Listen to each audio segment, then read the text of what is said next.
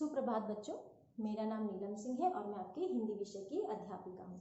आज हिंदी व्याकरण के अंतर्गत हम पढ़ेंगे पाठ 4 अशुद्ध शब्दों का शुद्ध रूप। ठीक है, अशुद्ध शब्दों का शुद्ध रूप। चलिए पाठ शुरू करने से पहले समझते हैं कि ये अशुद्ध शब्द क्या होते हैं, किसे कहते हैं अशुद्ध शब्द। तो वो शब्द जिसमें हम मात्रा या अक्षर की वजह से गलती करते हैं उसे हम बोलते हैं अशुद्ध शब्द अर्थात गलत शब्द। ठीक है, अशुद्ध अर्थात गलत शब्द। उसमें या तो हमने मात्रा की गलती की है या फिर हमने उसमें अक्षर की गलती की है। अशुद्ध शब्द, ठीक है, इसका हम करेंगे शुद्ध रूप। इसका हम क्या बनाएंगे? शुद्ध रूप। किसी भी कारण से, चाहे हमने उसमें मात्रा की गलती की हो चाहे हमने अक्षर की गलती की हो, अगर वो गलत है तो उसको हम कहते हैं अशुद्ध शब्द। आइए देखते हैं कैसे।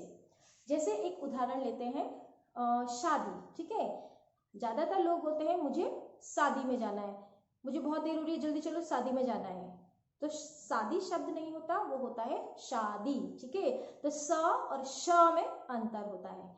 तो बच्चों इसीलिए बोला भी गया है कि जो हम बोलते हैं वही हम लिखते भी हैं।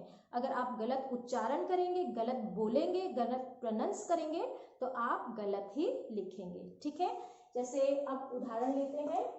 मैं एक शब्द बोलती हूँ सैनिक। अब ध्यान से सुनो कि मैं कौन सी मात्रा बोल रही हूँ या कौन सा मैंने अक्षर बोला। ठीक है, मैंने शब्द बोला सैनिक। आइए देखते हैं इसको लिखेंगे कैसे। देखिए, सैनिक। अब बताइए बच्चों, क्या ये अक्षर, क्या ये शब्द जो मैंने लिखा है ये सही है? नहीं, बिल्कुल नहीं, क्योंकि मैंने गलत बोला था इसीलिए गलत लिखा। आइए जानते हैं इसका शुद्ध रूप क्या है। ठीक है, अब मैं बोलती हूँ सैनिक। तो बच्चों ध्यान से देखो, स पे कौन सी मात्रा आई? ए की मात्रा, सै, और निक, सैनिक। ठीक है, तो ये आपका बनता है शुद्ध रूप।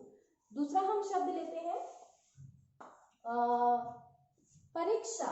ठीक है, दूसरा हम शब्द लेते हैं परीक्षा। मैंने क्या बोला? परीक्षा।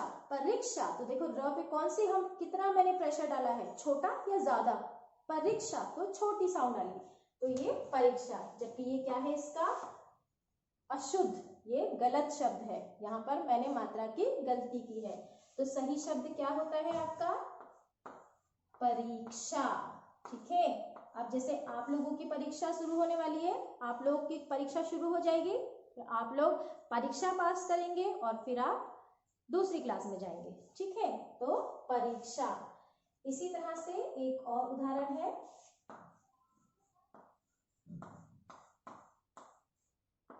ये है ईश्वर। क्या है ये? ईश्वर। जबकि सही आपका शब्द क्या होता है?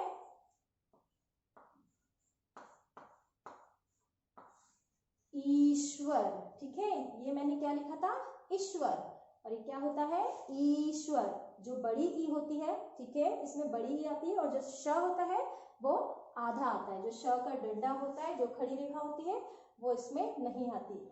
बच्चों हम इस तरह के शब्द कैसे सीख सकते हैं? तो मैं आपको फिर बोलना चाहूंगी कि जब हम बार बार इन चीजों का अभ्यास करते हैं तभी हम कोई चीज सीख सकते हैं। अगर आपने आज, टीचर ने आपको कुछ चीज सिखाया, लेकिन आपने क्या किया? आपने आज तो सुना, लेकिन फिर दूसरे तीसरे दिन आपने कोई प्रैक्टिस नहीं करी, उसको अभ्यास नहीं किया, तो क्या होगा? आप वो चीजें भूल जाएंगे, फिर आपको वो चीजें याद नहीं रहेगी और आपकी जो भाषा होगी वो अशुद्ध हो जाएगी। जो आपके शब्द होंगे आप उसमें गलती करोगे। और हिंदी में तो वैसे भी बच्चों मात्रा की बहुत ज्यादा इंपॉर्टेंस है। ठीक है, मात्राएं जो होती है वो बहुत महत्वपूर्ण होती है। आपकी एक मात्रा की वजह से आपका पूरा शब्द गलत हो जाता है। तो आप लोग बार बार अभ्यास कीजिए, बार बार आप लोग रफ नोटबुक में अभ्यास कीजिए। बच्चे जब आप लिखते हैं ना, लिखने से क्या होता है? आपकी स्पीड बढ़ती है, कार्य करने की गति बढ़ती है। दूसरा, आपका लेख जो होता है वो सुंदर होता है, आपकी राइटिंग इंप्रूव होती है। और तीसरा, आप लोगों का मात्रा और शब्दों का, अक्षरों का अभ्यास होता है, निरंतर अभ्यास। तो आप लोग लिख के प्रैक्टिस कीजिए रफ नोटबुक में। ठीक है, और एक और बात बेटे, देखो पूरी दुनिया में कितने सारे शब्द हैं, है ना, बहुत सारे शब्द हैं, तो इतने सारे शब्द इतनी सी बुक में तो नहीं आ सकते। तो आपको जहां से भी मौका मिलता है आप वो चीजें पढ़ सकते हैं। जरूरी नहीं है कि आप क्लास 2 में तो आप क्लास 1 का नहीं पढ़ सकते, या आप क्लास 2 में तो क्लास 3 का नहीं पढ़ सकते। आप क्लास 4 में है या 5 में है या 3 में है, किसी में भी है, आपको अगर कहीं से कुछ भी नया सीखने को मिलता है तो आप उसको जरूर पढ़िए। Thank you children.